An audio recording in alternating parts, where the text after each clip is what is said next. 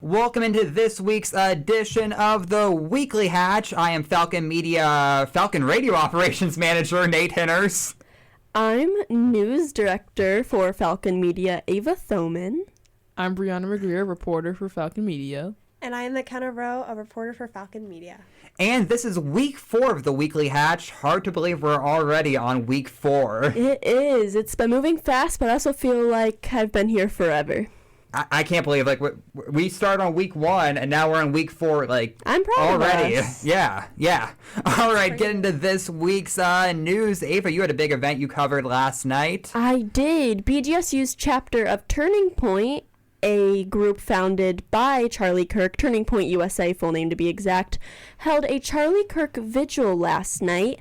Around 200 to 300 students and community members showed up to honor Charlie Kirk. Okay, yeah, you had a lot of people out there. You story in this week's paper. It is. I went out yesterday, covered the event from 8 to 9 p.m. I had a photographer there with me, wrote the story yesterday, sent it in to the editor, and then came in here today. Now it's in the newspaper. And you got to interview a few people, too. I did. I interviewed 2 of the people running it, a few people who were there honoring Charlie Kirk, and then a few people who passed by not knowing what was going on, who held some differing opinions. Okay. All right, moving on to a newish person here on campus. BGSU is the new provost. Yes, Dr. Ravi Crovey is the new provost for BGSU. All right. So what was kind of his goal as being provost? His goal is to change the technology a little bit of the university, update things a little bit more. And he also loves the part of BG where it's the community and the university coming together. So he wants to really dive more into that.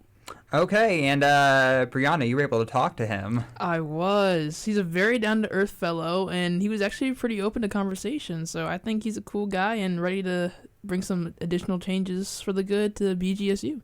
Yeah, and speaking of education here at BGSU, what AI in education, like how that is happening here at BG? Yes, some professors are actually using AI in their classes. And something new to BGSU is some majors are combining themselves with AI. So, for example, a student majoring in journalism can now also major in journalism with the addition of AI. 2 separate majors, both consisting of journalism. However, one teacher chooses to have AI days in class where students can use AI. Another professor uses students in his class use AI. They have to write a piece of stating why they believe it to be true. Yeah, it's kind of interesting because like AI is so new, and I remember when it first came out in high school, it was like the big fear that people were going to use it instead of doing anything in school. Mm-hmm. And then I even kind of remember that a bit last year. Like some teachers had like, do not use AI for anything, while other professors had, oh yeah, you can use AI for these kind of uses. It's very interesting how now some professors are inviting it into their class. Yeah, definitely. It's definitely a big variety of it, but it seems like the university is moving towards an AI focused curriculum with the new like XAI majors. Definitely. How have you guys been with AI? Yeah, I took a class last year, Media and Information Society, and we actually used ChatGPT to help us like write an essay compiled for it was basically looking at like the different technology access in different areas. So it was interesting, but I do think the push to using AI in the classrooms is trying to mend in with using AI in the workforce. So like with journalism, obviously some news broadcasts, they might use AI for different reasons. Some may be like more traditional, not use it. So I think it's trying to meet in the middle somewhere there. Yeah, it's interesting because I was talking to my parents about it, and they were in law school when computers and like the internet really started growing, and they were saying that when they like their first year of law school, they were not allowed to use computers to look up case law and stuff because professors were worried that, oh well, if they just use computers, then why do they need to look in law books and stuff? And then by the end, they were just like, oh yeah, use computers, they're faster and more updated. Yeah, Oh, that's very interesting how we're reverting back to that. I know. It's interesting how that kind of comes along like every time there's new technology and how we adapt to that in general. All right, going on to another new person here in Bowling Green, a new deputy chief of BGPD. Yes, Officer Scaff, who last year was Lieutenant Scaff, has been working in the Bowling Green Police Division starting in 2002, and in May he was promoted to deputy chief of BGPD. Yeah, and that's different than BGSU PD. That's the city BGPD. Yes, this is the city police department. And what did he kind of say his big goals are in his new role? Big focus is improving technology. He wants to stay up to date on plate reader cameras downtown and investing in more things like body cameras and in-car cameras. Well, I gotta check in with the BGPD for a story I'm working on, so stay tuned for that. Yes, Oh, we can't I wait. actually yes. had the opportunity to call Chief Scaff today about the Charlie Kirk Vigil story. Okay, Oh. and what do you have to say about that? Well, there was a police presence at the vigil.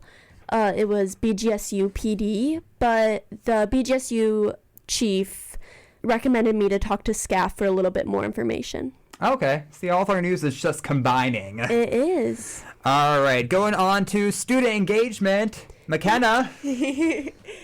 That's my story. Yeah, it's about like the importance of why new students should be involved, and like the importance of why they should go to events and like join organizations. And I had a very nice conversation with Brian Hellmeyer, who's I believe the president of the.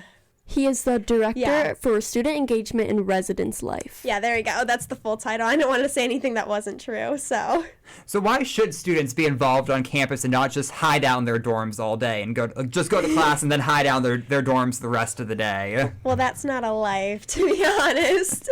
But one of his recommendations was it gets students out on their feet, makes them like join a community, have friends.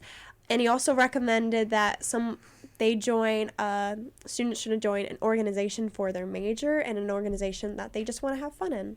So like they should join like Falcon Media. Oh yeah. Oh yeah, for so much fun. Or if it's related to your major, it can help you along the way. And if it's not, we're a fun group of people. And you'll get your writing skills a little bit better. Or join Falcon Radio and get your talking skills, learn how to talk and Yes. press buttons. Many ways to get involved. Yeah. All right, going on to campus night runs. Speaking of getting involved, if you want to run Yeah. around campus at night, Yes, Jake Puri, I'm sorry if I'm mispronouncing that, a Bowling Green community member, started running at night to help with his mental health struggles. And his nightly runs have now evolved into a running club on campus, creating a community that runs for both fitness and mental well-being. yeah, and I feel like I've seen them around a few times at night. I'm usually busy at night, but I like to run in the day. But it's cool that there is like a group of people like interested in running and that kind of stuff. Yes, they meet 8 p.m. every Monday and Thursday near the Letters on campus, and members can participate in 3-mile runs. It doesn't matter your age or your pace. Some people walk this, some people only run a mile. It's open for everyone. For me, 3 miles seems like really short, but like I'm Really? assuming to most people that sounds like torture. Oh, for me, I read the 3-mile, and I was like, oh, I don't know if that's the right club for me. But you can walk some of it. Yeah. You can. It's a good pace to start. I think it's great that they all get to do at different paces and not have to worry about sprinting the whole thing. Yeah, Yeah. it's not like you're gonna be shamed into running 3 miles at 7-minute pace. Like if you need to walk it. There's some older individuals who participate who are retired, and there's also some young kids who participate and walk and like have fun during the whole thing. Oh, Oh, how that sweet. sounds nice. Yeah. Yeah, all right. Speaking of stuff here in BG or around the community, you can get involved in kind of Yes. activity. A new dog park. The Ridge Street Dog Park is officially opened. It opened back in June, and this was actually a big task to get this open. How was it? Yeah, the idea for the dog park began all the way back in 2020, and it just opened this June of 2025. And the Bowling Green surveyed residents about their future recreational desires, and from there, a small group of residents formed Friends of BG Dog Parks, a nonprofit dedicated to making this vision a reality. All right, yeah. So if your dog wants to be at the dog park, meet some other dogs. You can meet Yes. some other dog owners. You can go to the Ridge Street Dog Park. There's a little kiddie pool for the dogs there. All very exciting stuff. I don't have a dog here, but I kind of just want to go there and just watch the dogs in the pool. Yes, I want to make friends with the dogs more than I do the people. So That is true. I feel like some of the people at the parks, I'm like, let's not be friends. But dogs, they're cool. All right. That is it for this week's edition of the Weekly Hatch. Of course, this past weekend though was homecoming. Yes. Did everyone have a great homecoming? Oh, it was awesome. I sure did. I was in the studio talking and pressing buttons during the football game. I got but to meet Pudge and get some cool stickers, so I Lucky. can't complain. yeah. I mean, I heard people had fun. I was in here. And that was fun, wasn't it, Nate? It was fun. I was tired, so I was kind of resting my head up against the microphone. I was so tired. But yeah, it sounded like it was a fun time there. Did you guys all go to the game? Oh, yeah. I Yep. sadly did not. I did, but I had to leave at halftime. Did any of you guys go to the tailgate? Yes. I did. I did. had to do some interviews at the tailgate. Oh yeah. That's how I met Pudge. So You very interviewed Pudge? exciting. I did. I asked him how he was doing, and he sort of just looked at me. Oh. He's But- not He a was big interviewer. nervous. No, he is not the biggest interviewer. He actually looked pretty tired that day, so I think I was annoying him a little bit, asking all these Oh. questions. I should talk to his press official. Shouldn't have really been there. He kind of looks like that every day, so I don't know if you're gonna get too many more interviews from him. I do love him, though. He is the light of my life. My dream goal would be to get him in the Falcon Radio studio, Yes. put a It'll microphone in front of him, and interview him. It'll happen. That would be great. Let's get it. Let's do it. I think we We need I to. feel like Pudge, we are should you do it listening? for the Weekly Hatch. Just gonna make here for Ooh, once. yeah. Special guest Pudge in the house. Yeah. All right, well, Here with right that, now. that's going to do it for this week's edition of the Weekly Hatch. You can check out these stories and more over on bgfalconmedia.com and the BG News newsstands around campus and the Bowling Green community. Find all these great stories. Yeah. Thank you for listening.